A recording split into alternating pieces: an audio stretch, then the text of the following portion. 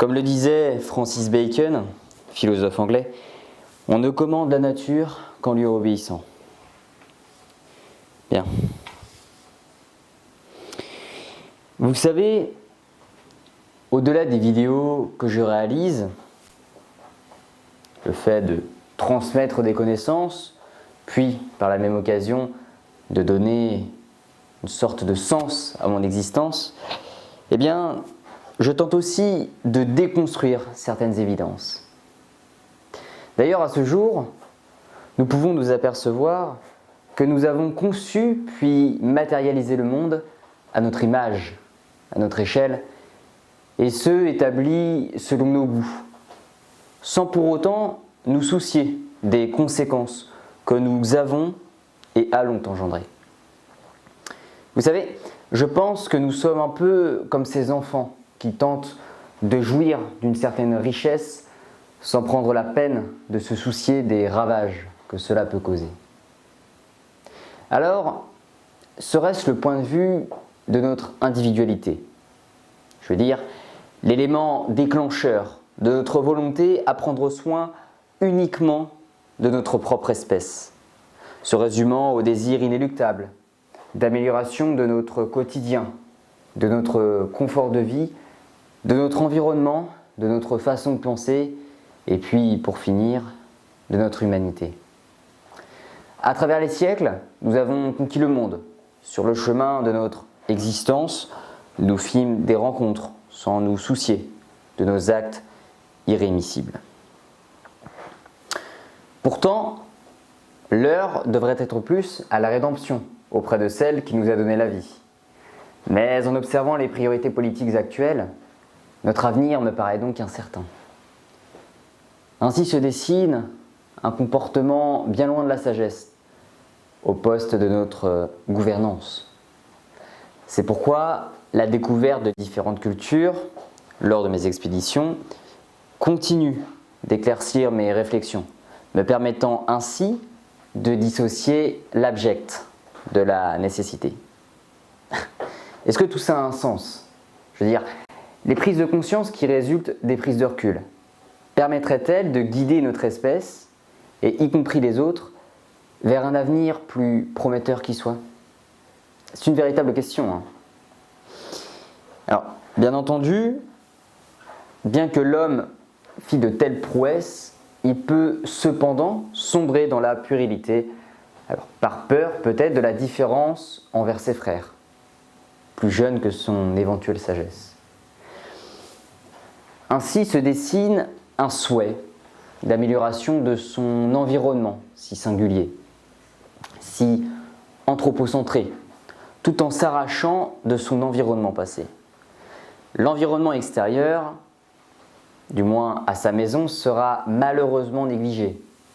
Et j'ai toujours pensé que les personnes les plus méprisantes, présentes au sein de diverses sociétés, étaient certes différentes sur certains points, mais globalement identiques au sujet de leurs croyances, convictions et cognitions. Bon, il s'avère que je me trompais. D'après mes différents voyages, j'ai pu observer que la norme définie et appliquée par les disciples de la société n'étaient pas les mêmes que celles partagées dans le monde entier. De toute évidence, les normes divergent de pays en pays. Les façons de penser changent de contrée en contrée. Et les priorités sont nettement différentes à propos du questionnement éthique. Bien entendu, l'homme ne cessera de se battre pour un avenir, disons, paisible. Mais le combat de l'être est-il le fruit d'avoir ou serait-ce plutôt la sagesse qu'il vaudrait veiller à privilégier pour cette quête?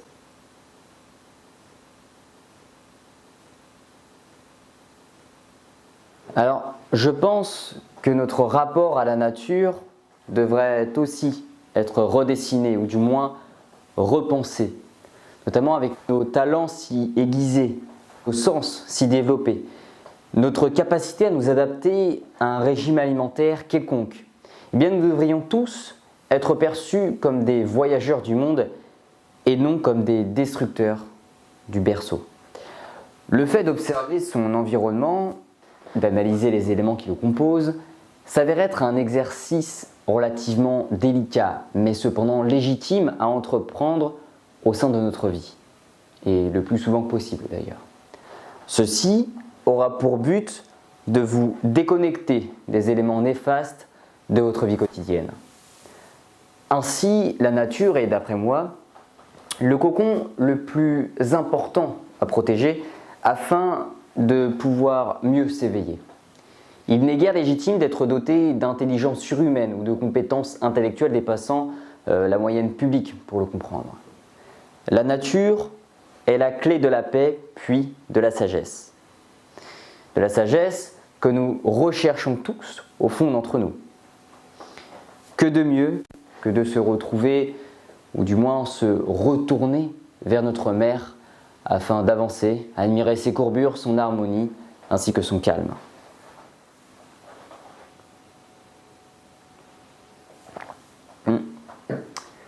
D'ailleurs, suite au processus évolutif par lequel nous sommes passés, nous avons eu désormais peu de temps pour raisonner. De par les différentes activités les plus constructives et les plus occupantes qui soient de notre quotidien, nous en avons même oublié la règle majeure. La règle qui signifie d'accepter, de respecter et d'admirer notre environnement afin de veiller à sa sauvegarde. Alors, plusieurs principes fondamentaux s'appliquent à cette méthode de pensée. Et je soulignerai notamment la partie écologique dont certains éprouvent la grande vocation de mener des actions de prévention écologique. Bien que nous ne pouvons garantir une conservation sans équivoque de la Terre sur laquelle nous nous développons, et avec un nombre assez sidérant d'ailleurs. Étant trop nombreux, nous ne pouvons malheureusement pas stopper à 100% la destruction que nous allons effectuer. Écraser par mégarde un animal qui traverse la route quand nous allons au travail, ou encore quand nous allons marcher sur des insectes lors d'une promenade en pleine campagne. Cependant, si nous tentons réellement de changer notre façon de penser, voire de consommer, si nous réussissons à changer notre façon de voir le monde, notamment sur la barrière économique, et de tenter d'être un peu plus généreux, non seulement sur le plan social, tel un humaniste engagé, mais aussi de penser au-delà de notre espèce. En d'autres termes, de songer dans le monde de la générosité en parfaite symbiose avec la nature, de veiller sur les éléments qui la composent, ainsi que les êtres vivants qui sont conscients du monde beaucoup trop anthropocentré. Tout comme nous sommes conscients des changements de la nature où nous nous sommes aujourd'hui déracinés. Et tentons également d'ouvrir les yeux sur ce qui était autrefois notre berceau. Bon. Nous avons souhaité aller vite, sans prendre en compte les conséquences de notre soi-disant égocentrisme. Nous avions désiré accéder à la place de la divinité, par preuve d'orgueil et bien d'arrogance, je vous l'accorde. Nous ne pouvons cracher sur nos actions passées, puisque ce sont tout de même grâce à ces dernières que nous pourrons bâtir qu'un avenir meilleur. Que dire des événements historiques s'étant déroulés au sein de notre nation, voire au sein des autres nations, et dont des mesures fiables ainsi qu'efficaces ont été appliquées. Je fais notamment référence à l'aspect préventif au lendemain de la Seconde Guerre mondiale. Eh bien, nous avons aussi pu observer que dans les cas les plus complexes où la terreur régnait en maître, et avec le recul qui s'en découle, nous avons pu garantir un avenir meilleur ainsi que prometteur pour nos descendants. Si nous réussissons à faire ainsi pour notre espèce, pourquoi ne pas garantir le même avenir pour autrui? Vous savez, je pense qu'aujourd'hui, il est impératif de se poser les bonnes questions au sujet de notre avenir. Étant démunis sur le point de vue technologique par rapport à la garantie de survie de l'humanité qui serait entre nos mains d'ici quelques siècles, ou dirais-je quelques décennies, il est d'abord temps de regarder à nos pieds avant de penser à regarder vers les étoiles. Et que dire si nous ne sommes pas capables de prendre soin de notre Terre?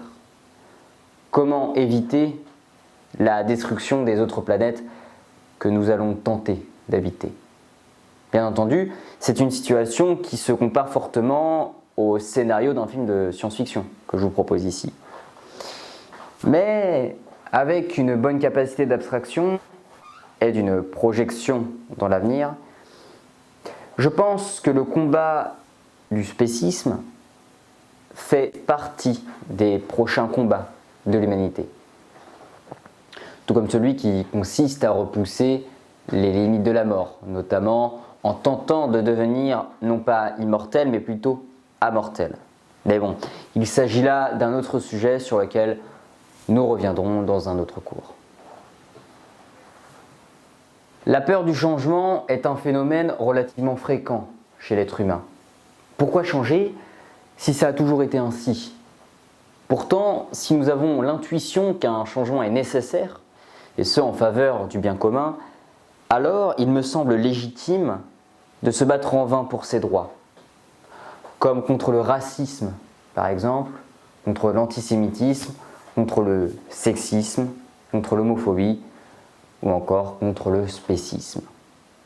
Étant pour la défense de la cause animale, je tente de rester optimiste sur notre maturité et tente de m'assurer que nous gagnerons en sagesse au sujet du respect d'autrui. D'ailleurs, la seule question que nous devons nous poser n'est pas de savoir si nous allons battre le spécisme, mais plutôt de savoir quand allons-nous le battre. Quand allons-nous atteindre ce but? Puisque l'homme est constamment dans la volonté d'améliorer son quotidien, puis de vivre dans un monde qui lui paraît juste.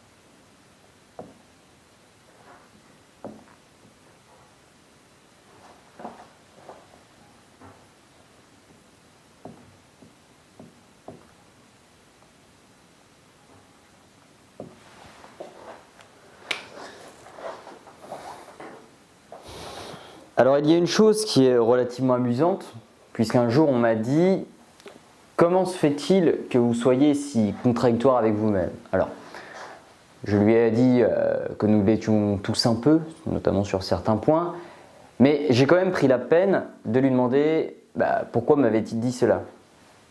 Et ce à quoi la personne m'a répondu « Vous êtes végétarien, ainsi que pour la défense des animaux, mais vous nourrissez votre serpent avec des souris vivantes. » Bon, alors, pour commencer, ça m'a fait assez sourire.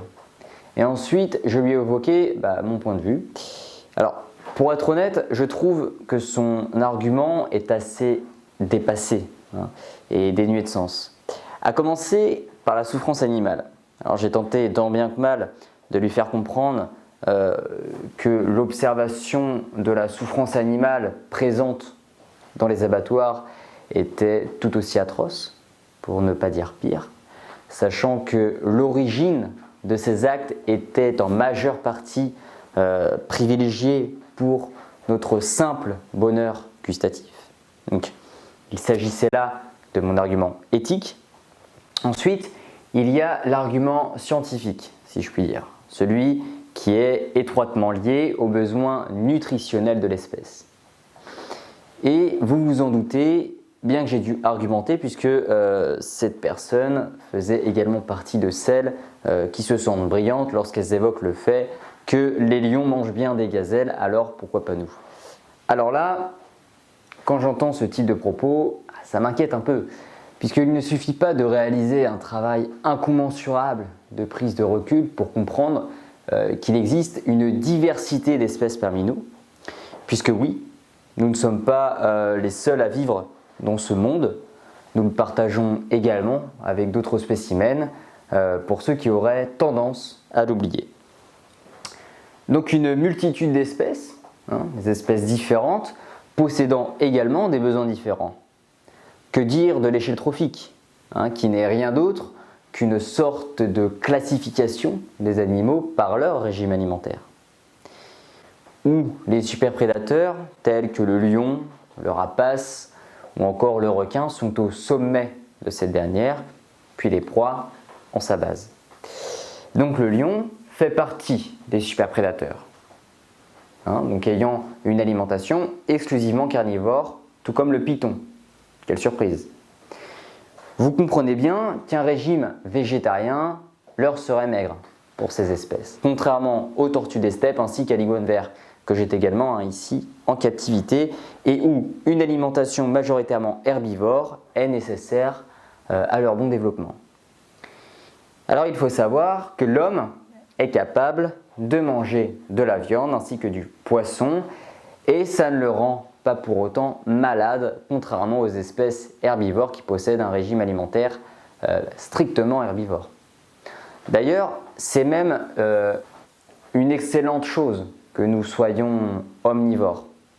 Alors, uniquement sur le point de vue de notre espèce, bien entendu. Puisque c'est ce qui nous a tout de même permis de conquérir le monde. Et oui, durant notre terrible périple, nous avions pu nous alimenter en protéines animales lorsque nous étions dans des régions pauvres en végétaux et inversement. Grâce à cet atout, un très bon atout de survie d'ailleurs, nous avons pu envahir puis peupler toute la surface terrestre. Madame Nature, nous voilà. Et oui, puisque nous sommes omnivores, donc un mélange entre les herbivores ainsi que les carnivores. Et n'allez pas croire que c'est grâce à cette qualité, entre guillemets, que nous avions atteint la place de la dominance. Regardons-nous, nous n'avons rien de superprédateur en nous. Quasiment l'intégralité de notre mâchoire, pour commencer, est composée de dents plates, comme les ruminants, et non comme les félins. Nous n'avons pas non plus de griffes acérées. Et nous sommes d'ailleurs plus bâtis pour prendre la fuite, suite à nos grandes jambes élancées, aussi pour courir ou encore pour grimper aux arbres, également avec l'aide de nos bras. C'est ainsi une belle preuve d'humilité, de s'observer, n'est-ce pas? Nous pouvons avoir méprisé la nature afin d'offrir un logement à notre famille. Nous avons établi des règles également afin de garantir une paix durable. Nous avons appliqué une multitude de privations de liberté afin de conserver un avenir fiable à nos générations futures. Et même avec tout ça, nous n'avons même pas atteint l'âge de la raison. Ok, le fait d'avoir eu un impact dévastateur envers la nature, notamment en ce qui concerne la consommation alimentaire, nous a permis de peupler la majeure partie des continents. Mais pourquoi continuer? Nous savons que depuis plusieurs décennies maintenant, la consommation de la chair animale est uniquement liée à combler notre plaisir gustatif. Puisque nous pourrions, de toute évidence, vivre avec une alimentation, certes, riche et variée, mais avant tout végétarienne. C'est hallucinant d'observer qu'il existe encore des êtres aujourd'hui qui se soucient de leur santé et qui mangent de la viande par peur d'avoir des carences. D'ailleurs, j'entends aussi assez souvent l'argument du naturel ou du normal. C'est normal. Sauf que la définition de la normalité varie d'une culture à une autre et dépend également de l'environnement dans lequel nous évoluons, ainsi que des croyances qui ont été établies au sein d'une culture sociale à laquelle nous nous sommes du moins familiarisés. C'est un peu comme si un individu vivant au sein d'une société composée exclusivement de couples hétérosexuels venait à découvrir l'existence soudaine d'un couple homosexuel. La population n'étant pas habituée, ainsi qu'avec un léger manque d'ouverture d'esprit, viendrait à remettre en cause leur amour ainsi que la stabilité psychologique, même de nos deux tourtereaux appartenant au même genre. Et je ne vous apprends rien, nous avons beau être au XXIe siècle, nous observons encore des personnes jugées de façon très négative d'ailleurs, les homosexuels, les bisexuels, les transgenres et j'en passe. Puisque selon eux, il s'agirait de personnes, disons, anormales. Et c'est assez sidérant tout de même. Je veux bien admettre que ça peut paraître étonnant de voir un couple, je ne sais pas, d'homosexuels lorsque cela ne nous est pas familier. Mais pourquoi les rejeter, sous prétexte que ce ne serait pas habituel? Du moment qu'il y a un consentement mutuel, je ne vois pas où est le souci. Et puis au contraire, je pense qu'il faut réapprendre à aimer la différence, puisque c'est cette différence qui fait la richesse d'une culture, de notre culture en l'occurrence. Son évolution, sa paix ainsi que le respect de la liberté au sein d'un groupe tout en ne négligeant pas le bien commun.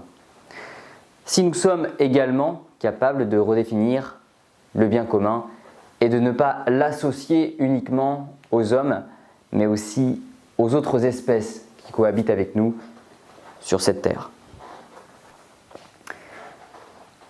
Tel serait un devoir, du moins le devoir de les percevoir comme des voisins et non une ressource. Il faut aussi être capable à ce jour de rester actif sur l'actualité scientifique.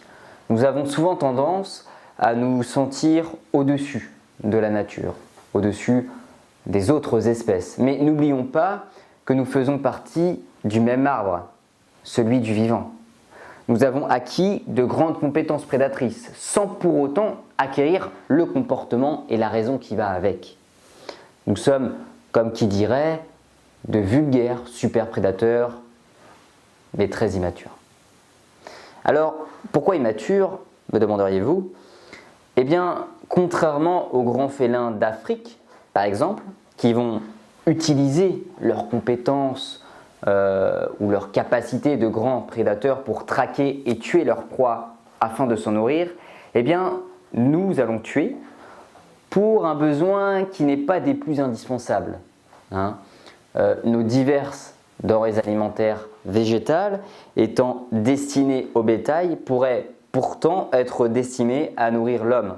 Le fait de consommer de la chair animale aurait uniquement pour but de combler une sorte de plaisir gustatif. Et quand bien même les protéines animales seraient nécessaires à notre développement, nous assassinons tout de même pour notre plaisir. Que dire de certaines chasses ou encore de la pêche, et j'en passe. Pourtant, nous n'utilisons pas ce fantasme barbare entre nous, que ce soit pour nous nourrir ou encore pour faire disparaître votre insupportable voisin. Alors, certains me diraient que c'est normal, mais qu'est-ce que la normalité finalement? On y revient toujours. Moi, j'y verrais plutôt le résultat de l'existence d'un système juridique. Mais pourquoi ne pas en faire autant pour les autres espèces issues du règne du vivant? Et toutes aussi sensibles que nous, finalement. Si aucune loi n'existe, puis si nous n'avons pas la maturité nécessaire pour stopper nos meurtres, au fond, sous cet angle, les actes du félin africain seront perçus comme étant moins puérils que les nôtres. De toute évidence, nous avions atteint une certaine place au sein de l'échelle trophique que nous ne méritons pas. Tel est le résultat d'un expansionnisme technologique vertigineux, sans pour autant être accompagné par les responsabilités qui devraient en découler. Alors comme j'ai pu vous l'expliquer, notre capacité de digestion a pu nous permettre de conquérir le monde. Or, à ce jour, nous continuons de la mettre en pratique, tandis qu'il n'y a plus trop d'intérêt, si ce n'est que fuir un peu, du moins un peu plus, la sphère éthiquement correcte. Alors, bien sûr, certains d'entre vous me diront que le fait d'être omnivore n'est pas le seul atout qui nous a permis de grimper aussi haut dans la pyramide des dominants. Il y a également notre facilité d'adaptabilité qui a pu augmenter nos chances de survie, ainsi que notre faculté d'opérer en groupe, d'être à plusieurs, tout comme par exemple la hiérarchie lionesque ou encore les meutes de loups, qui font de leur groupe un atout crucial dans le domaine de la suprématie. Mais bon, je ne voudrais pas me répéter, j'avais déjà expliqué ceci à travers mes premiers cours. Ainsi, vous l'auriez compris, notre capacité de digestion est un merveilleux atout en ce qui concerne notre capacité d'évolution, soit à notre échelle individuelle. Pour autant, à l'égard d'autrui, nous pouvons plus être perçus ainsi qu'étiquetés comme étant une espèce nuisible et assez proliférante d'ailleurs, s'adaptant à tout type de climat, tout type d'environnement, qu'il soit pauvre en végétaux ou pauvre en protéines animales. Autant de connaissances liées à notre histoire, ainsi que notre singularité, nous amènent donc à cette réflexion philosophique. Est-ce que pouvoir signifie devoir ?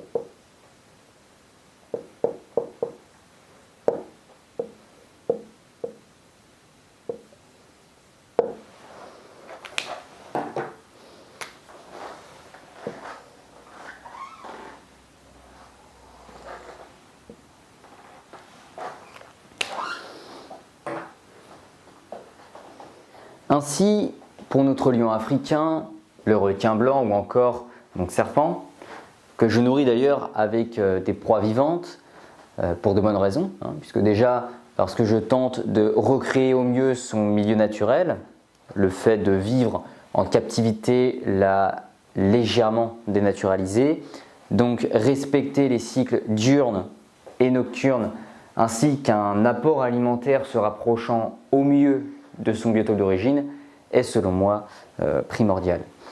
Je tente aussi d'être responsable dans mes actes. Bien que le fait de prendre en main une jolie petite et tendre souris, puis de la laisser se faire dévorer par un majestueux prédateur peut m'attrister, il n'empêche qu'il s'agit ni plus ni moins d'une preuve de responsabilité. Puisque quand nous prenons un être vivant sous notre garde, quand nous nous prenons pour Dieu, pour ainsi dire, ceci signifie qu'il faut être capable de lui apporter tous les besoins nécessaires à son développement. Donc, mon serpent, tout comme les autres super prédateurs, ont la capacité de digérer de la chair animale et doivent le faire pour vivre, puisqu'une alimentation végétarienne ne serait pas suffisante. Cependant, en ce qui nous concerne, soit l'espèce humaine, eh bien, d'après nos récentes données scientifiques, nous avons réussi à confirmer le fait qu'une alimentation purement végétarienne suffirait à combler nos besoins nutritionnels, dans le cas où le régime alimentaire s'avère être riche et varié, bien entendu.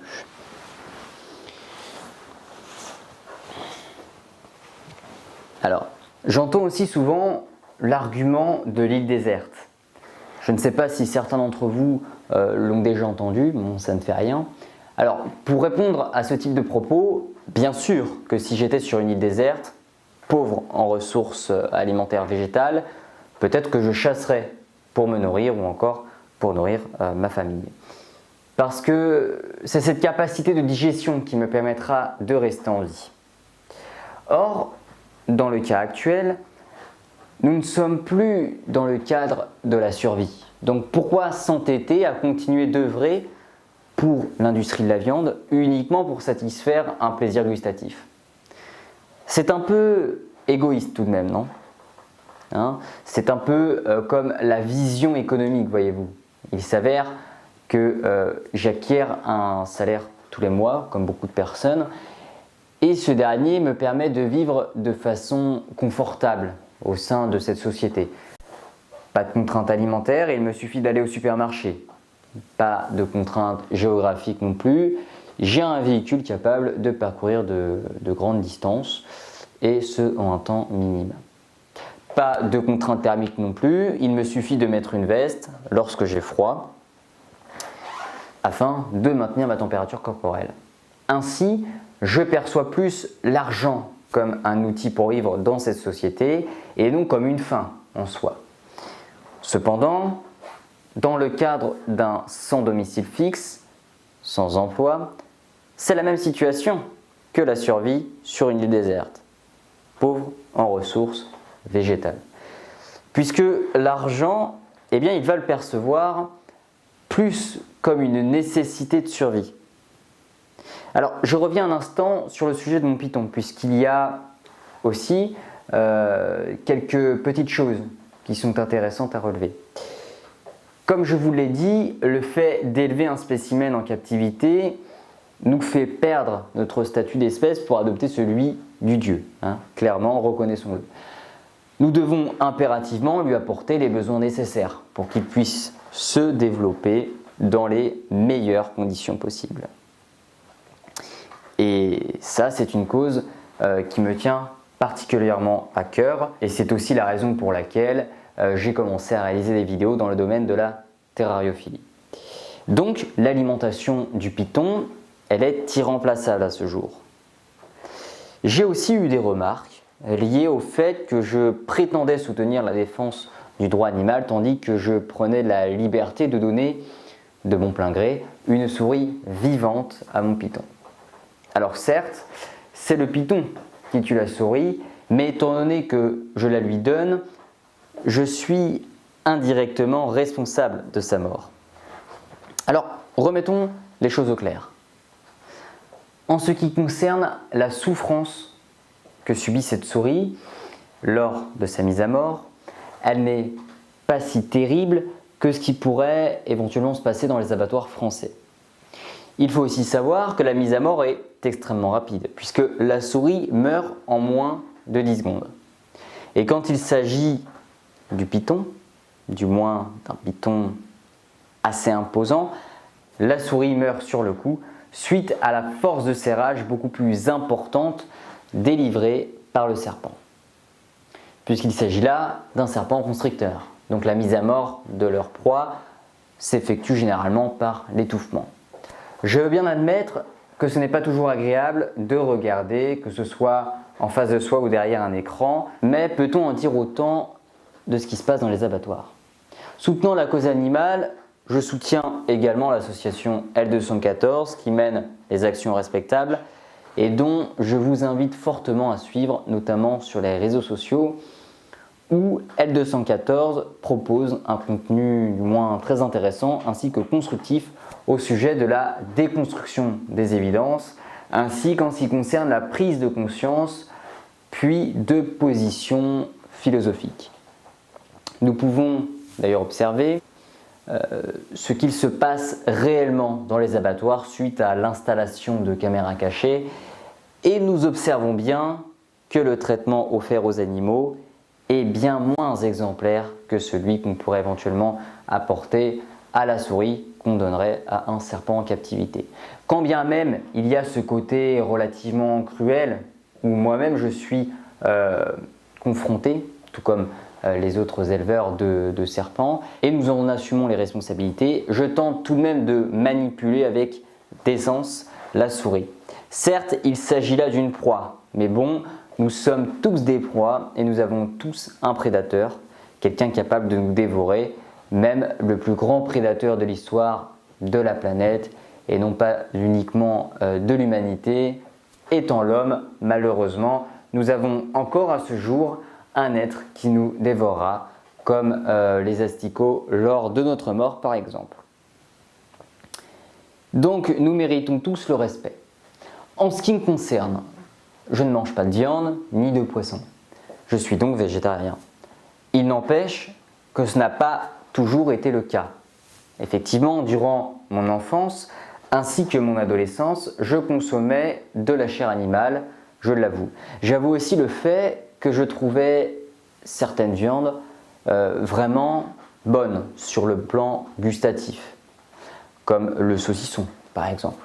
Pour autant, je préfère à ce jour privilégier le côté éthique et écologique, puis de faire passer ces convictions avant mon propre plaisir gustatif. Puisque dans le cas contraire, ce serait selon moi trop égoïste de ma part. Je pense aussi qu'il est légitime d'être responsable de nos actes, puis de nous poser les bonnes questions. Enfin, je pense aussi qu'il faut être capable de voir plus large, comme lorsque nous faisons une activité ou par l'acquisition d'un bien matériel par exemple. Eh bien, il est important de se demander comment a-t-il été réalisé, ainsi que les étapes par lesquelles il est passé. Vous savez, une année, il y a eu une polémique au sujet des petits Chinois qui fabriquaient des chaussures Nike. Et les personnes qui désiraient en porter tentaient de fermer les yeux sur ça, certainement pour garder bonne conscience. Eh bien, je n'arrive pas à comprendre ce type de comportement, puisque cela reviendrait à se mentir à soi-même, vous ne croyez pas ? Bon. Maintenant, afin de réaliser un petit parallélisme avec le sujet de l'industrie de la viande, je veux bien admettre que vous n'êtes pas à la base responsable des actes qui se déroulent dans les abattoirs. Cependant, lorsque vous achetez votre viande, vous payez également la manière dont l'animal a été traité. Et au final, je ne sais pas ce qui est le plus triste entre cette ignorance ou le fait d'accepter que l'animal soit traité comme un produit et non comme un être en tant que tel. Alors à présent, je souhaiterais vous partager certains écrits de ce livre, qui est une sorte de recueil. Ils se nomment tous végétariens et c'est un livre qui met en évidence le sujet du végétarisme ainsi que la mise à mort de certains animaux par notre espèce. Et il y a d'ailleurs certaines pensées qui méritent une écoute. J'en rejoins pour le moment à la pensée de Michel Tournier, écrivain français, dans son ouvrage Le miroir des idées, et il écrivit un essai intitulé La fourchette et la cuillère, dans lequel nous observons bien que la fourchette est beaucoup plus associée aux mangeurs de viande qu'aux végétariens. Il y a d'ailleurs un passage dans son écrit que je souhaiterais vous partager, alors je cite: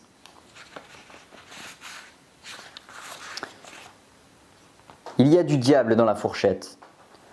On la représente souvent une fourche à la main, sans doute faite pour jeter les réprouvés dans le feu de l'enfer, alors que la cuillère a une vocation végétarienne. La fourchette est un symbole carnivore. Jadis, certains restaurants s'appelaient au hasard de la fourchette. Cela voulait dire que pour un sou, on pouvait plonger la fourchette une seule fois dans la marmite et il fallait se contenter de ce qu'elle ramenait. La cuillère agit au contraire sans malice ni aléa. Elle caresse doucement la surface du liquide pour l'écrémer sans violence. Il y a en elle une rondeur, une concavité, une douceur qui évoque le geste tendre et patient de la maman donnant sa bouillie au bébé. La cuillère et la fourchette ont chacune leur réveillon. La cuillère symbolise la nuit longue et lumineuse de Noël, et la fourchette perce la nuit brève et tapageuse du jour de l'an. On se dirige maintenant dans la philosophie antique, dans le discours de Pythagore intitulé Ovide, issu du livre 15, Les Métamorphoses, dans lequel il fait parler un sage, et j'en ai d'ailleurs souligné un morceau qui me semble essentiel. Alors, abstenez-vous, mortels, de souiller vos corps de maîtres abominables. Vous avez des céréales, vous avez les fruits, dont le poids fait courber les branches, et sur les vignes, les raisins gonflés de jus. Vous avez des plantes savoureuses, et d'autres que la flamme peut rendre douces et tendres. Ni le lait, ni le miel, qui a parfumé la fleur du thym, ne vous sont interdits. La terre prodigue de ses trésors, vous fournit des aliments délicieux. Elle vous offre des mets qui ne sont pas payés par le meurtre et le sang. Ce sont les bêtes qui assouvissent leur faim avec de la chair. Et encore, pas toutes, car les chevaux, les moutons et les bœufs se nourrissent d'herbes. Il n'y a que les animaux d'une nature cruelle et féroce, les tigres d'Arménie, les lions toujours en fureur, les loups, les ours, qui aiment une nourriture ensanglantée. Hélas, quel crime n'est-ce pas d'engloutir des entrailles dans ses entrailles, d'engraisser son corps avide avec un corps dont on s'est gorgé et d'entretenir en soi la vie par la mort d'un autre être vivant. Il y a aussi, du moins dans son roman intitulé Règne animal, Jean-Baptiste Deslameaux qui décrit des conditions de travail synonymes de terreur, notamment par cet exemple, un garçon de 20 ans qui s'est effondré en pleurs. Il tient dans ses bras la dépouille d'un chevreau qu'il vient de pourfendre et qui posait sa tête contre son cou et lui suçait le lobe de l'oreille tandis qu'il le portait vers les tentes d'abattage. Quand le soir venu, il cherche le sommeil. Donc là, Jean-Baptiste Deslameaux fait référence aux ouvriers de l'abattoir. Leur nuit intérieure est rouge. Le cri fantôme des bêtes résonne dans leurs oreilles. Ils ont dans la bouche un goût de mort. Puis le troupeau réduit de moitié peut être déplacé, suivant le mouvement des divisions. Les hommes et les bêtes laissent alors derrière eux un paysage de boue et de désolation dans lequel errent les chiens faméliques et de petits charognards. Alors pour finir, dans l'œuvre sur l'usage des viandes, le philosophe, biographe, moraliste et penseur de la Rome antique, Plutarque, écrit « Vous me demanderez pour quelle raison Pythagore s'abstenait de manger de la chair de bête, mais moi je vous demande avec étonnement, quel motif, ou plutôt quel courage, eut celui qui, le premier, approcha de sa bouche d'une chair meurtrie, qui toucha de ses lèvres les membres sanglants d'une bête expirante, qui fit servir sur sa table des corps morts et des cadavres, et dévora des membres qui, le moment d'auparavant, bêlaient, mugissaient, marchaient et voyaient. Comment ses yeux purent-ils soutenir l'aspect d'un meurtre? Comment put-il voir égorger, écorcher, déchirer un faible animal? Comment ne fut-il pas dégoûté et saisi d'horreur quand il vint à manier l'ordure de ses plaies, à nettoyer le sang noir qui les couvrait? Bien entendu, je ne vais pas vous lire tous les écrits de ce livre. Il y a Alphonse Lamartine, Platon, Voltaire, Marguerite Yourcenar, Claude Lévi-Strauss, Louise Michel, Gandhi, Franz Kafka et bien d'autres encore. Alors d'ailleurs, l'argument gustatif n'est pas trop convaincant en réalité. Sur le plan gustatif, la viande peut être bonne. Mais tuer un être sensible uniquement pour combler ce plaisir gustatif devrait être perçu comme un crime, ce qui en vaut aussi la peine pour le poisson. Aujourd'hui, au sein de notre société, assassiner un homme s'avère être un crime. C'est pourquoi la loi punit un tel acte, et heureusement, j'ai envie de dire. Pourtant, à ce jour, consommer de la viande et du poisson n'est pas considéré comme un crime au sein de cette même société. C'est pourquoi il y a un débat. Beaucoup de végétariens, puis de véganes, tentent d'ailleurs de militer pour défendre cette cause. Parfois un peu trop extrémiste, certes, tel que le vandalisme, et ça, je reviendrai dessus bien sûr tout à l'heure. Alors certains d'entre vous vont tenter de me convaincre en me disant que c'est normal de manger de la viande et du poisson au sein de notre société. Outre le fait que cela fasse partie de notre culture sociale, il faut savoir que sur le plan médical, ça n'a quasiment aucun sens. Alors déjà, qu'est-ce que la normalité, hein? Je vous le redemande. Et puis j'ose vous rappeler qu'à une certaine époque, violer sa femme, c'était aussi normal. Vous savez, vous avez juste besoin de remonter quelques siècles en arrière pour confirmer cette information. C'était tout à fait normal, puisque notre société ne le proscrivait pas. Ce n'était pas du tout considéré comme un acte criminel, dans le sens où nous étions mariés à cette dernière. Pourtant, aujourd'hui, c'est reconnu comme un crime. Ce n'est pas parce que nous sommes mariés avec une personne que nous avons tous les droits dessus, et heureusement, j'ai envie de dire. Ainsi, je trouve cela normal, du moins naturel, que l'homme doit respecter les désirs de son ou sa compagne, réciproquement. Et heureusement pour moi, cette vision de la normalité, dans le respect du couple, est en lien avec la normalité de cette société. Ainsi, si l'homme viole sa femme, par exemple, si un être effectue un acte considéré comme criminel, il sera puni pour son acte. Bien que nous avons défini quel acte était considéré comme étant criminel ou non, il nous en reste bien tant à définir. Il nous en reste puisque nous sommes censés nous diriger vers la voie de la sagesse, car nous ne sommes pas nés avec toutes les lumières allumées. Donc il est tout à fait naturel de remettre en cause les idéologies du passé ainsi que certaines injustices afin de se diriger vers une voie plus éclairée. Nous avons combattu le racisme, alors pourquoi pas le spécisme?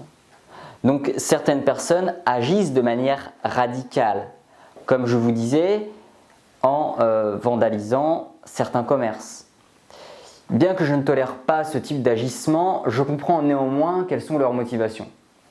Au sein de l'histoire de l'humanité, nous avons pu observer, et ce à maintes reprises, que la plupart des grandes révolutions, pour tendre vers un avenir qui soit plus sage que le précédent, a dû se faire par la rébellion et la violence. L'exemple type est la Révolution française en 1789.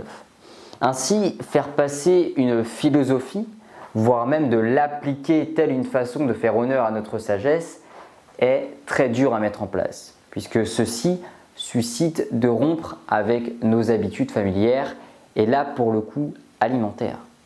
C'est pourquoi certains écolos extrémistes sont prêts à tout pour faire entendre leur voix. Que ce soit la voix, celle de la parole, du langage, ou encore la voie associée à la sagesse. Le chemin à entreprendre pour nous diriger vers un équilibre parfait, celui du respect ultime. D'ailleurs, nous avons parfois du mal à faire entendre une injustice uniquement avec des mots. Nous sommes souvent dans le cas où nous sommes amenés à en venir aux mains, à la violence, devant l'inexistence d'un gouvernement, et donc ce dernier est face à une situation que nous qualifions tragique.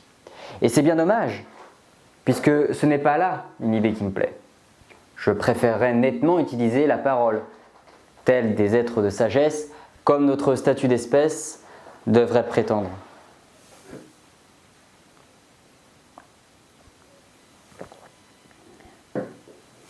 On en vient maintenant au deuxième livre que je souhaiterais vous présenter dans ce cours.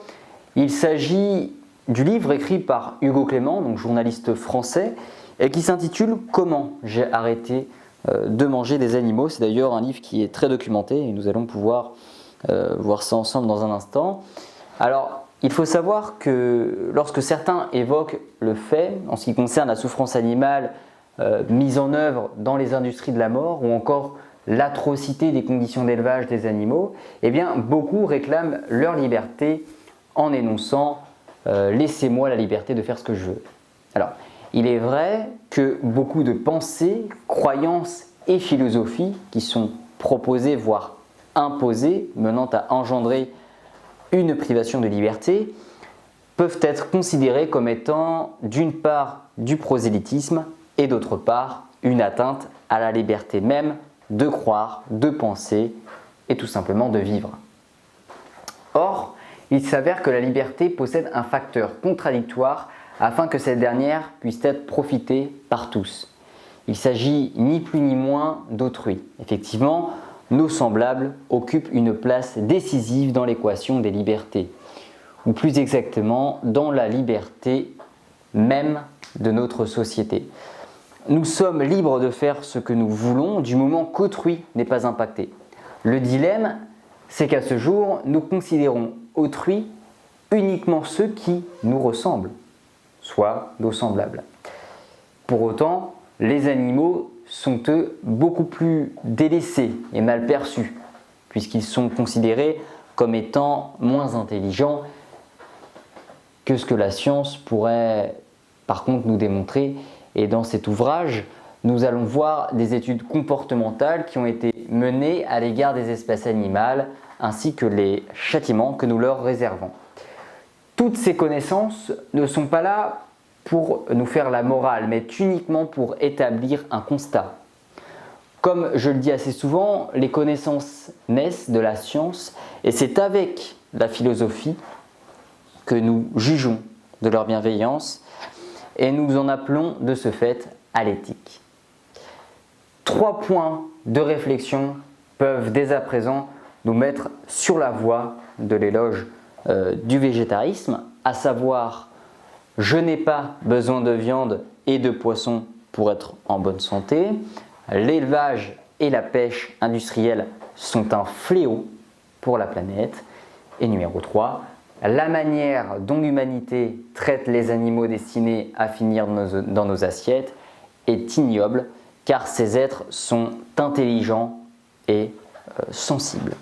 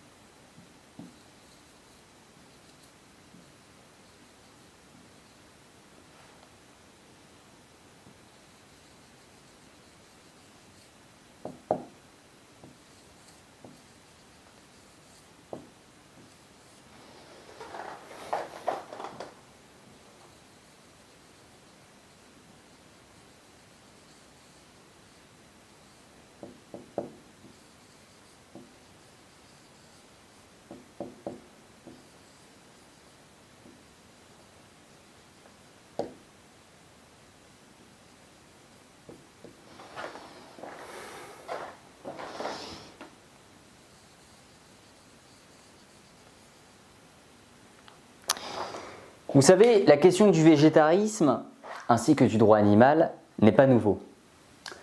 Nombreux sont les penseurs, les scientifiques et les philosophes qui ont travaillé sur le sujet.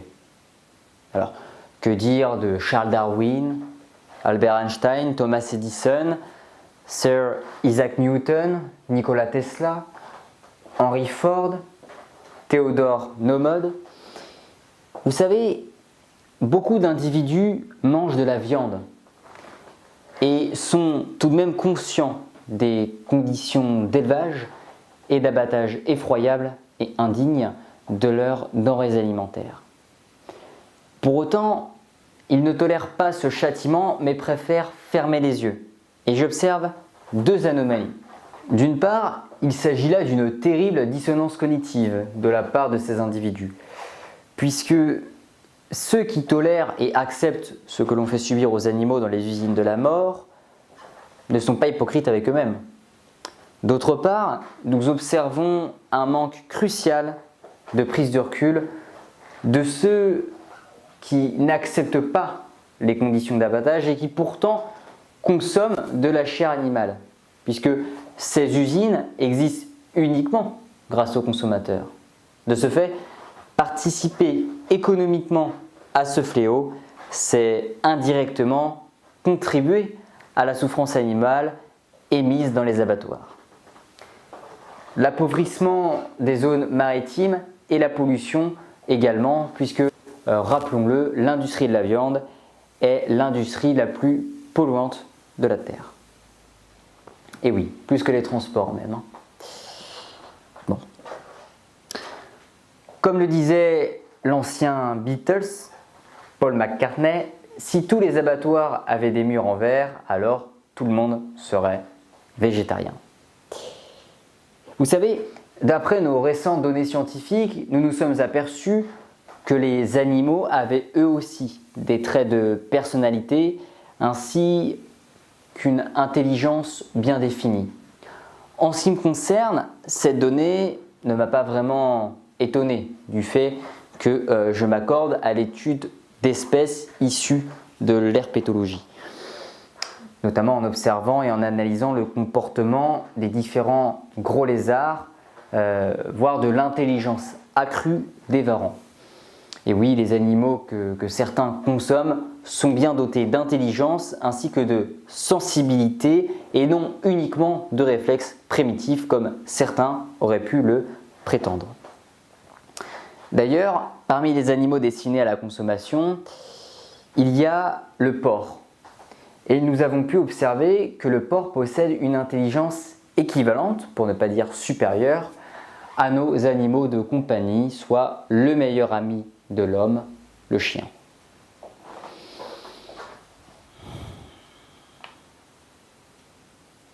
Bon. Il y a un article qui m'a intéressé dans ce livre et que j'ai relevé pour vous. D'ailleurs, c'est au sujet de la place de la justice dans la cause de l'animal. Je pense que tout le monde connaît les sanctions données à un meurtrier, à un individu qui assassine un de ses semblables. Eh bien, cet article permet de constater les sanctions qui sont attribuées à un individu ayant assassiné un chien. Donc, page 16 du livre, je cite « Le 2 mai 2018, Liévin, dans le Pas-de-Calais, un promeneur trouve le cadavre d'un chien de race Cane Corso au pied d'un terril. Le corps de l'animal est transpercé par un pieu. Il a aussi un œil crevé et porte la trace de nombreux coups de couteau. Le couple, propriétaire de Little Boy, c'était le nom du chien, avait demandé à deux de ses amis de s'en débarrasser car il effrayait sa maîtresse. Les deux complices l'ont non seulement tué, mais aussi torturé. Finalement, arrêtés, traduits en justice, ils ont été condamnés respectivement à 1 an et 9 mois de prison ferme. Et des cas comme celui-ci, il y en a des centaines et des milliers dans le monde. Mais aujourd'hui, je ne suis pas uniquement là pour m'apitoyer sur le sort des animaux. Je vais aussi vous partager quelques connaissances scientifiques à l'égard des capacités cérébrales des autres espèces. Dans ce livre, nous pouvons voir que les chercheurs Carl Hagen et D.M. Broom ont enfermé des vaches dans un enclos dont elles pouvaient ouvrir la barrière en pressant un panneau à l'aide du museau. Si l'animal comprenait le fonctionnement du dispositif et donc réussissait à sortir de l'enclos, il accédait à la nourriture. Eh bien, non seulement les génisses trouvaient comment actionner le panneau, mais les scientifiques ont aussi constaté une hausse du rythme cardiaque et des signes physiologiques traduisant une excitation lorsqu'elle réussissait à ouvrir la barrière. D'ailleurs, on appelle cela l'effet Eureka. Les génisses se savaient capables d'ouvrir l'enclos et cela les réjouissait. Une même expérience a également été observée chez les chèvres, dont non seulement elles étaient capables d'ouvrir la porte de l'enclos pour aller dans le pré, mais également de refermer la porte de l'enclos pour retourner dormir, et ce à l'abri. D'ailleurs, des relations sociales ont également été observées chez les chèvres. Outre le fait qu'elles se reconnaissent lorsqu'on les appelle par leur prénom, elles sont aussi capables d'ouvrir la porte de leur enclos aux autres chèvres si elles considèrent ces chèvres comme une amie et ne pas ouvrir la porte à celles qu'elles ne considèrent pas comme une amie. Bien. Alors jusque-là, j'ai beaucoup parlé des animaux qui sont destinés à la consommation, du moins ceux présents dans les industries de la viande. Mais les poissons aussi sont dotés d'intelligence et de sensibilité. Nous observons d'ailleurs beaucoup de facultés cognitives chez eux. Contrairement à l'idée communément admise, les poissons ont de la mémoire et cela a été prouvé à maintes reprises par de multiples expériences qui ont été menées. En ce qui concerne leurs organes sensoriels, ils sont plutôt bien développés puisque la plupart d'entre eux captent de manière très précise les différentes températures des eaux du globe. De plus, ils sont de ce fait très sensibles aux changements climatiques suite au réchauffement des océans. Et il faut savoir que les poissons ressentent également la douleur. Bien qu'ils ne peuvent l'exprimer oralement, ils meurent tout de même dans d'atroces souffrances en agonisant lors de la remontée des filets, comme nous l'a déjà annoncé notre ami Aurélien Barraud à de multiples reprises, que ce soit dans ses ouvrages littéraires, des interviews ou encore dans ses conférences. Pour revenir maintenant sur le livre d'Hugo Clément, j'ai pris la liberté de relever les capacités cérébrales des animaux qui sont destinés à la consommation, à commencer par les vaches.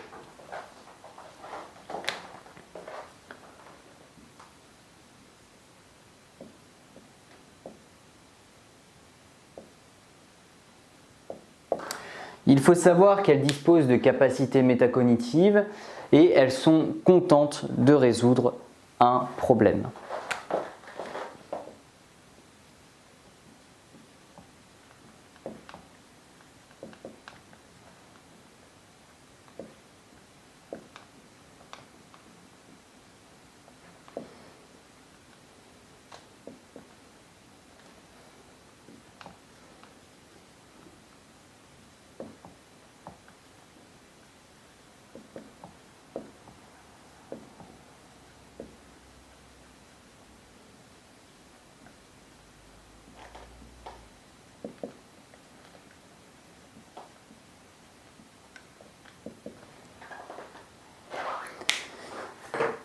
Elles sont aussi capables d'anticiper un événement et ce en fonction de leur expérience.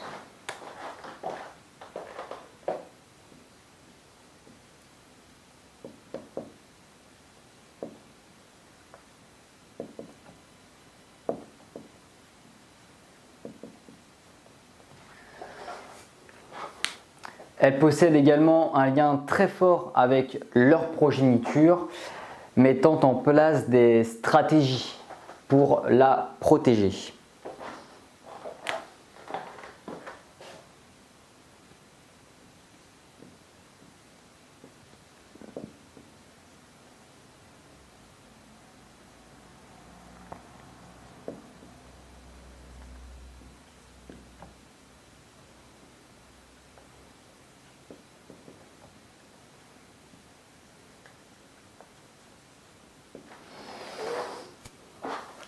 Elles sont aussi capables de reconnaître les humains qui seraient gentils avec elles et se détournent de ceux qui leur feraient du mal.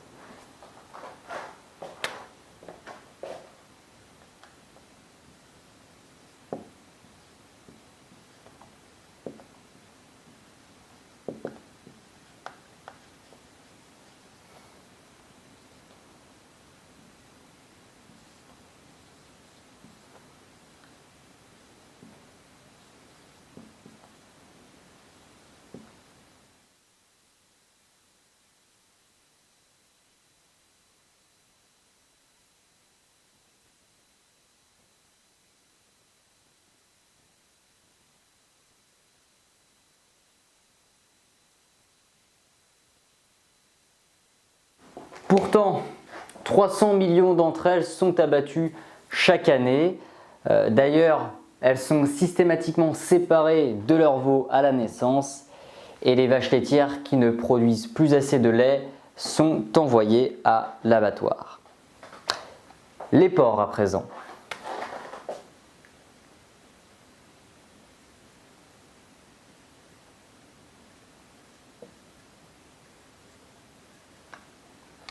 Il faut savoir qu'ils ont conscience d'eux-mêmes et sont également capables d'utiliser un miroir pour trouver de la nourriture.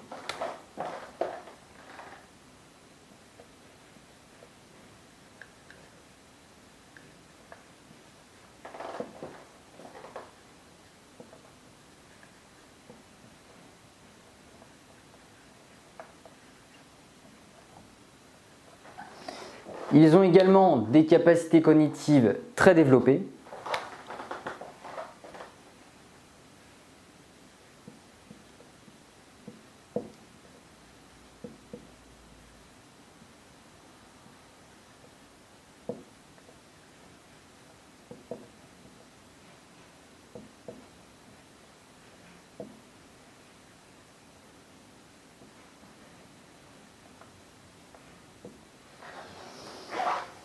Font preuve d'empathie envers les humains s'ils sont traités comme des animaux de compagnie.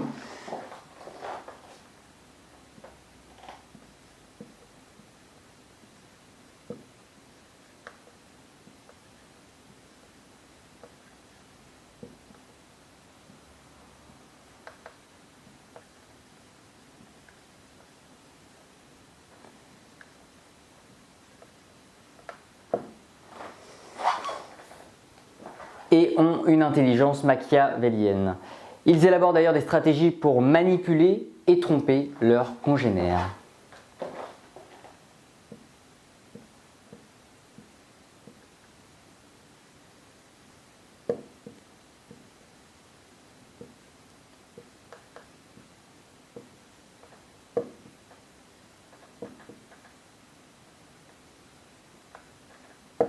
Et pourtant, 1,4 milliard sont tués chaque année, 94% d'entre eux sont élevés en bâtiment et ce sans accès à l'extérieur.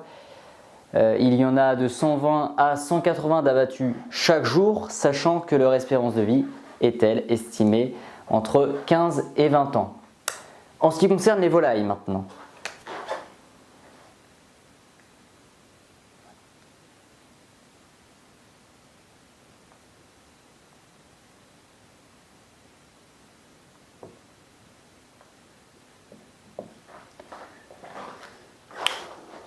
Eh bien, elles éprouvent des émotions comparables à celles des hommes, il faut le savoir, comme le deuil, la peur ou la joie, par exemple.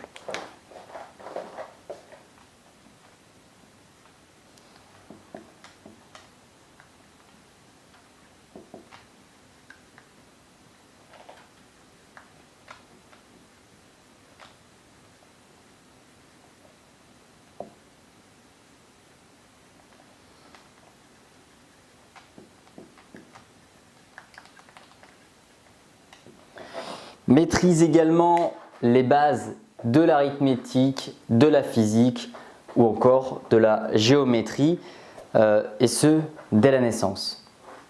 D'ailleurs, plus rapidement que les bébés humains, ça a été relevé.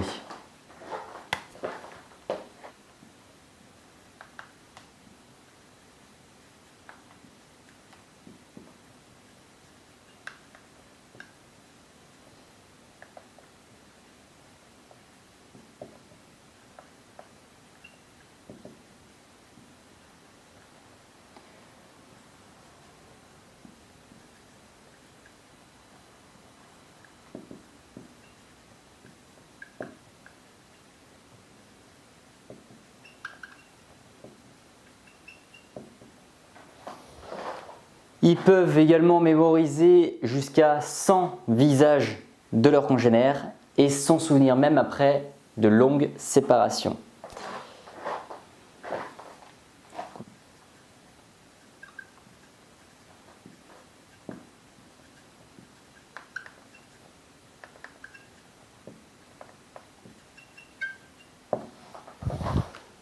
Et enfin, il faut savoir qu'elles disposent d'un langage sophistiqué, leur permettant ainsi d'échanger de nombreuses informations.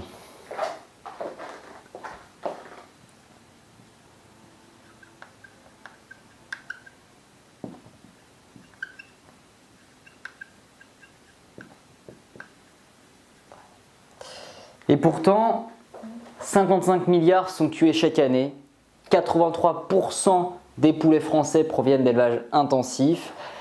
Ils sont abattus pour la plupart avant 40 jours, sachant que l'on estime leur espérance de vie à environ 10 ans. Ce qui est des moutons maintenant, je ne vais pas écrire au tableau parce que je commence à manquer de place. Mais il faut savoir que les moutons ont un caractère individuel, propre à chacun, donc il est d'ailleurs très marqué, et ils ne suivent pas bêtement le troupeau, contrairement à l'idée communément admise. Ils ont une excellente mémoire, ils se souviennent de leurs congénères disparus pendant plusieurs années. Ils sont également capables de se réconcilier après une dispute. Ils reconnaissent et mémorisent les visages humains. Pourtant, environ 500 millions d'entre eux sont tués chaque année et ils subissent pour beaucoup l'abattage rituel sans étourdissement. Les poissons, quant à eux, tant qu'à faire, il faut savoir qu'ils ressentent très bien la douleur et de manière même similaire aux mammifères. On dispose d'une impressionnante mémoire à long terme et ils sont capables de collaborer avec d'autres espèces et d'utiliser des outils. Seulement entre 1000 et 2500 milliards de poissons sont tués chaque année. Ils subissent en outre le bycatch, les prises involontaires. 35% des poissons pêchés sont rejetés, morts ou agonisant dans l'océan, et 86% d'entre eux sont vendus en supermarché et proviennent de la surpêche. Bien. Maintenant, nous allons voir les impacts de l'élevage sur l'environnement. Il faut savoir que l'élevage est responsable de 14,5% des gaz à effet de serre mondiaux, dont 41% imputables à la viande bovine, 61% avec l'industrie laitière, 9% à la viande porcine et enfin 8% à la volaille.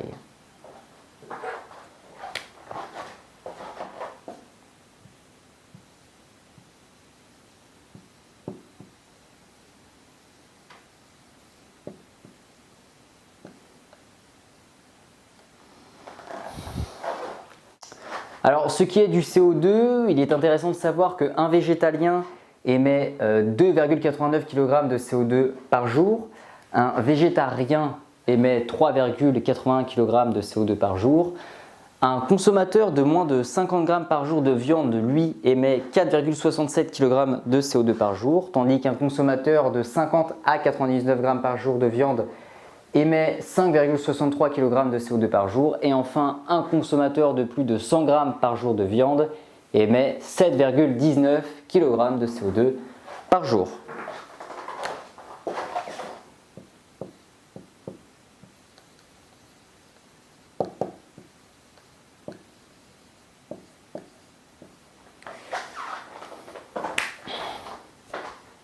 Pour ce qui est des déchets, il faut savoir que 300 millions de tonnes de déjections animales sont produites chaque année et en France, soit 10 tonnes à la seconde, c'est énorme. Les élevages bretons, donc essentiellement de porcs, produisent autant d'excréments que 60 millions d'habitants et 60% des émanations d'ammoniac proviennent de l'élevage.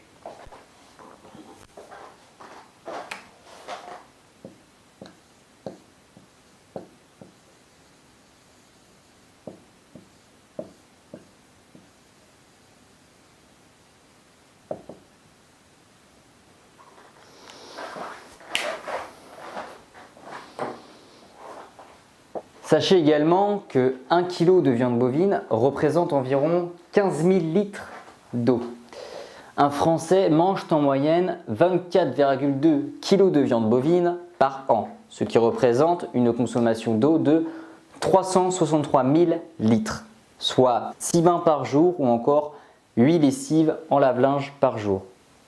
On ira même plus loin, on estime à 100 chasses d'eau par jour. Maintenant, si ce soir vous consommez une côte de bœuf, sachant que ça représente une masse d'à peu près 1 kg et qu'il faut, je le rappelle, environ 15 000 litres d'eau pour avoir 1 kg de viande bovine, eh bien c'est comme si vous auriez tiré 1250 fois la chasse d'eau ou encore pris 75 bains. C'est énorme, n'est-ce pas? Le poulet maintenant.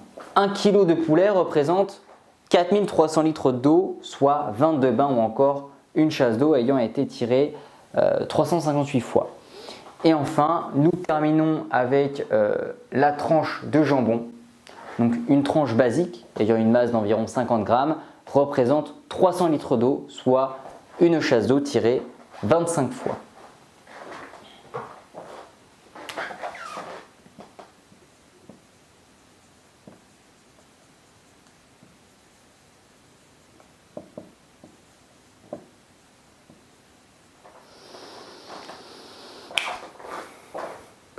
Pour ce qui est de la déforestation, eh bien 70% de la surface agricole mondiale est utilisée par l'industrie de la viande et des produits laitiers. D'ailleurs, 63% de la déforestation de l'Amazonie est imputable à l'élevage bovin. On estime de 3 à 5% à l'industrie du bois et à l'exploitation minière. La déforestation en 2017 représentait l'équivalent d'un terrain de foot par seconde.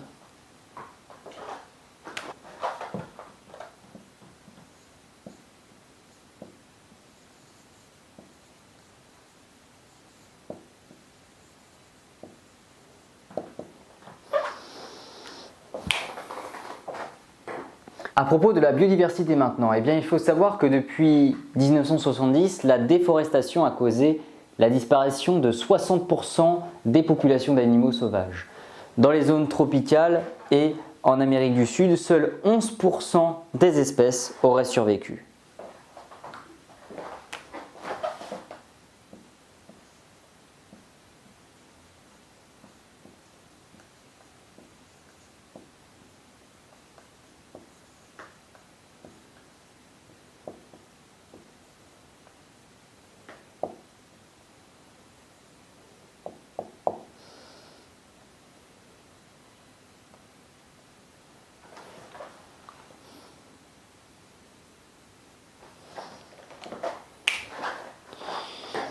Pour ce qui est des protéines, eh bien, sachez que pour produire 1 kg de protéines animales, il faut être en mesure de fournir aux animaux entre 7 et 12 kg de protéines végétales, à savoir du blé, de l'avoine, du maïs, du soja ou encore des pois. En réduisant leur consommation de viande de 10%, les Américains pourraient produire au moins 12 millions de tonnes de céréales pour la consommation humaine, de quoi nourrir 60 millions de personnes. 20% de la surface agricole actuellement utilisée par l'élevage suffirait à produire la quantité de protéines végétales nécessaires pour nourrir l'humanité. Je pense que c'est important de le savoir. 1 kg de protéines végétales de céréales représente environ 21 000 litres d'eau. 1 kg de protéines végétales de légumineuses représente 19 000 litres d'eau. 1 kg de protéines animales de viande de bœuf représente 112 000 litres d'eau. 1 kg de protéines animales cette fois-ci de viande de porc représente 57 000 litres d'eau. Et enfin, 1 kg de protéines animales de viande de poulet représente 34 000 litres d'eau.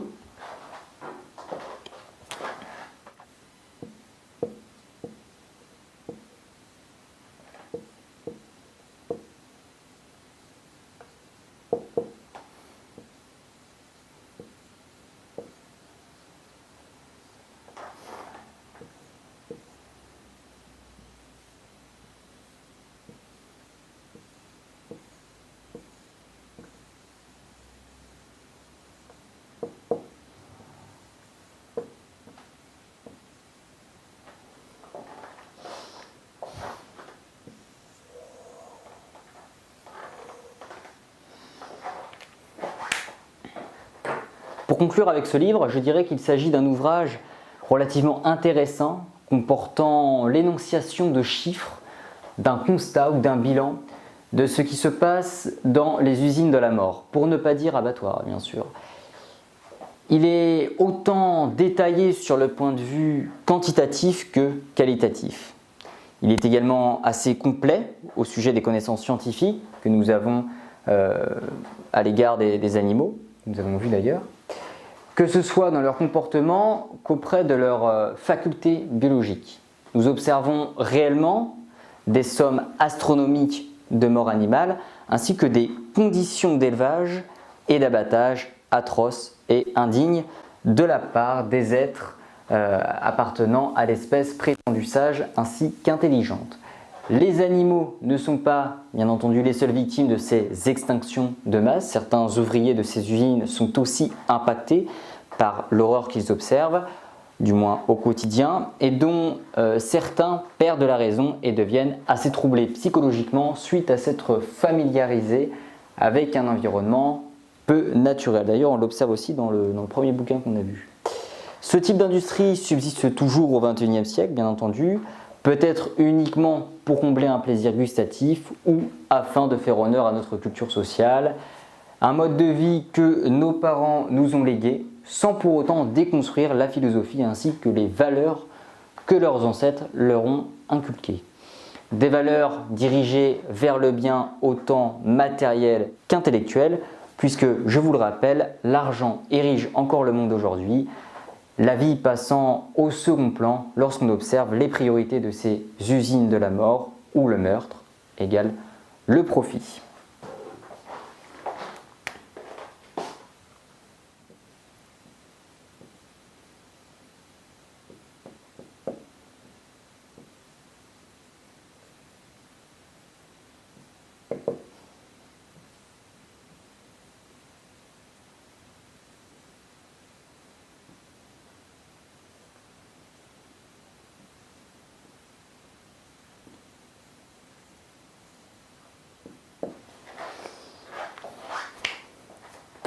Vous savez, nous considérons souvent une personne humaine comme un individu sensible et non comme un vulgaire membre d'une espèce.